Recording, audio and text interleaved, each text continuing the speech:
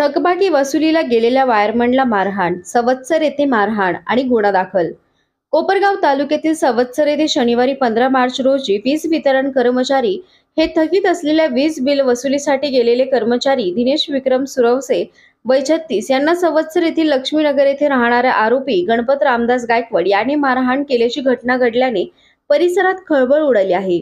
याबाबत अधिक माहिती अशी की दिनेश विक्रम सुरवसे वय 30 वर्ष, धंदा नोकरी, विद्युत सहाय्यक, महाराष्ट्र राज्य वीज वितरण कंपनी मर्यादित, कोपरगाव हे आज दिनांक 15 मार्च 2025 रोजी सकाळी 9 वाजेच्या सुमारास सोबत मयूर प्रभाकर गोरे असे घेऊन दोघे सवत्सर गावातील लक्ष्मीनगर परिसरात वीज बिल वसुलीसाठी गेले असता त्यावेळी सदर ठिकाणी लघुवाहिनीवर अनधिकृतपणे आकडा टाकलेला दिसला. तेव्हा सदर आकड्याबाबत विचारपूस केली असता सदर आकडा गणपत रामदास गायकवाड राहणार लक्ष्मीनगर सवत्सर तालुका कोपरगाव यांच्या असल्याचं समजले. तेव्हा सदर इसम यांच्या घरी जाऊन त्यास विचारपूस केली व अनधिकृतपणे टाकलेला आकडा काढा असे त्यास सांगितले असता तो म्हणाला की तुम्हाला काय करायचं ते करा, मी आकडा काढणार नाही. तसेच धावून येत धक्काबुक्की करत घाण शिवीगाळ केली व पुन्हा येथे आला तर तुझे हातपाय तोडून टाकीन व जीवेठार मारून टाकील अशी धमकी देत सरकारी कामात अडथळा केला आहे.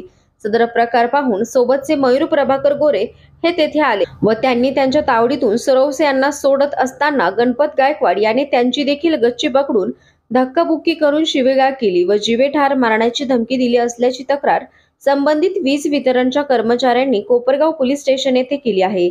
सध्या मार्च एंड जवळ आल्याने वीज बिल वसुलीची मोहीम जोरात सुरू आहे. यातून अनेक ठिकाणी वादविवादाच्या घटना घडत आहेत.